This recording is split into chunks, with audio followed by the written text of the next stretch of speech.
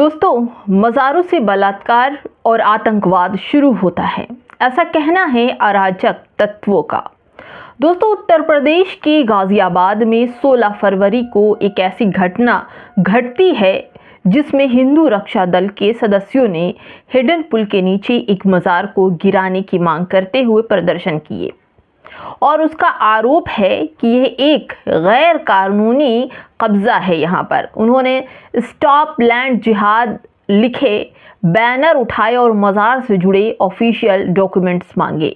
उन्होंने मज़ार तोड़ने के लिए नगर निगम के बाहर धरना प्रदर्शन भी किया और उनके हाथों में साफ तख्तियां लिए देखी जा सकती हैं। दोस्तों, ये प्रदर्शन 14 फरवरी के एक वीडियो के बाद हुआ जिसमें हिंदू रक्षा दल के एक सदस्य ने दावा किया था कि यह मज़ार अवैध कब्जा है और स्थानीय मुसलमानों ने कहा कि यह मज़ार पुल बनने से पहले की है, जबकि कुछ जो हिंदू रक्षा दल के लोग हैं इस मज़ार को अवैध बता रहे हैं और इसका कागज़ मांग रहे हैं और धरना प्रदर्शन कर रहे हैं। उस सदस्य ने दावा किया है कि ज़मीन नगर निगम की है, गलत भाषा का इस्तेमाल किया और मज़ार के बाहर एक सेल्फ को नुकसान भी पहुंचाया। यह आरोप लगाते हुए कि मज़ारों से महिलाओं का हमले होते हैं, आतंकवाद शुरू होता है और यहाँ पर बलात्कार जैसी घटनाएं मज़ारों से होती है। दोस्तों, मज़ार में व्यक्तियों की लाशें दफन होती हैं। पूरी खबर बताऊंगी कि आखिर क्या कुछ हुआ और भी घटनाएं हैं जिनका जिक्र इसी वीडियो में करूंगी। बदायूं में 3 मुसलमानों को दौड़ा दौड़ा कर पीटा भी गया, ये भी बताऊंगी। नमस्कार, आप देख रहे हैं बामसेफ न्यूज़ और मैं हूं आपके साथ शैला। हिंदू दल के प्रखंड संयोजक की स्कूटी के सामने 3 मुसलमान अचानक से आ जाते हैं। उसने पहले उनकी टोपी उतरवाई, फिर 200 मीटर तक दौड़ाया उनको और फिर पीटा। इसके बाद शिकार हुए मुसलमानों ने पुलिस से शिकायत की और अब पीटने वाला जेल में है। आखिर इतनी नफरत की वजह क्या है?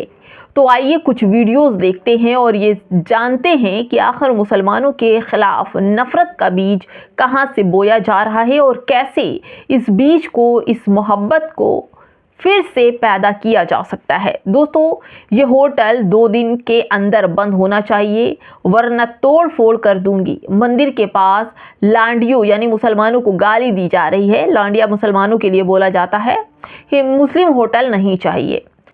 पुणे महाराष्ट्र के अंबे गांव बुटीक में 14 फरवरी को ही हिंदुवादी लोगों के एक ग्रुप ने एक मुसलमान की बिरयानी रेस्टोरेंट को हमेशा के लिए बंद करने की धमकी दी है।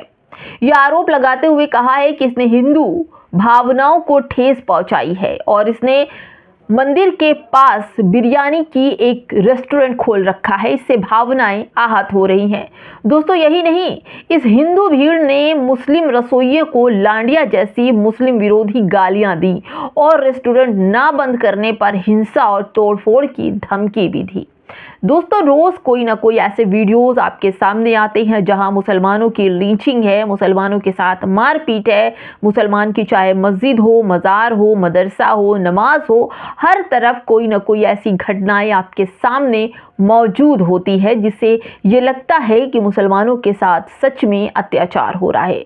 आपको याद है कि अभी मोहम्मद दीपक का मामला चर्चा में था जहां पर उन्होंने एक मुस्लिम व्यापारी को कथाकथित लोगों से बचाया था और उन्होंने अपना नाम मोहम्मद दीपक बताया था। उसके बाद से मोहम्मद दीपक के खिलाफ लोग उतर आए, नारेबाजी करने लगे, पुलिस केस भी हुआ और तमाम तरह की चीज़ें आई। यानी कि देश में अगर कोई भी शांति से जीना चाहता है तो कुछ अराजक तत्व जो हैं वो उन्हें उकसाते हैं, हिंसा के लिए भड़काते हैं और अगर कोई हिंदू मोहब्बत से अपने भाई की हिफाजत के लिए उनके साथ खड़ा होता है तो उसकी भी खैर नहीं छोड़ते हैं।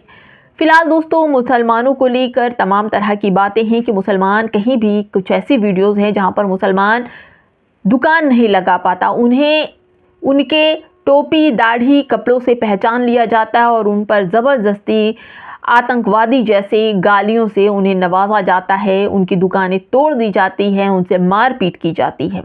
अगर कोई मुस्लिम रेस्टोरेंट रख लेता है तो वहाँ पर पहुंचकर उस रेस्टोरेंट को हटाने की बात की जाती है। अगर कोई मुसलमान किसी और नाम से अपनी दुकान का नाम रख लेता है तो उसे यूपीआई स्कैनर के ज़रिए नाम खोजकर उसको उसके साथ मारपीट की जाती है, उससे नाम बदलने के लिए कहा जाता है। यही नहीं दोस्तों, अगर कोई जेएसआर के नारे नहीं लगाता तो उसको पीट पीट कर हत्या कर दी जाती है।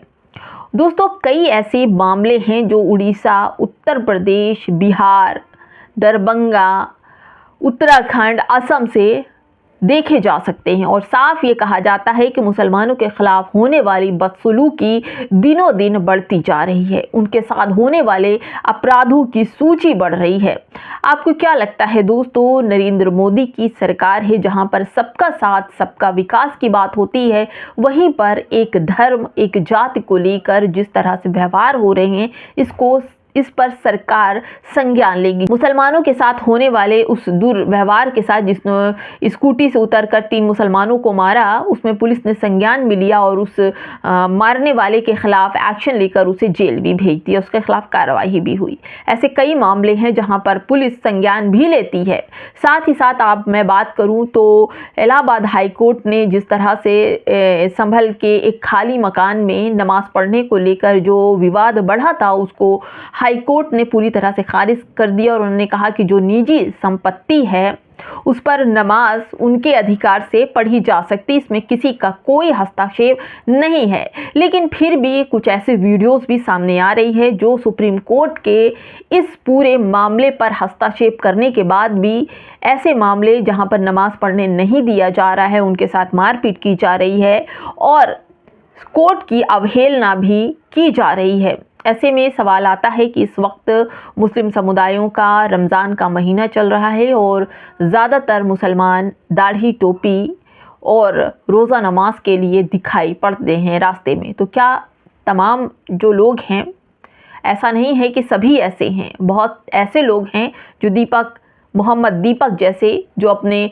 भाइयों का साथ और उनकी हिफाजत के लिए कंधे से कंधा मिलाकर खड़े हैं और देश में एकता और संविधान को साथ लेकर चल रहे हैं। फिलहाल दोस्तों, इस वीडियो में इतना ही। नमस्कार।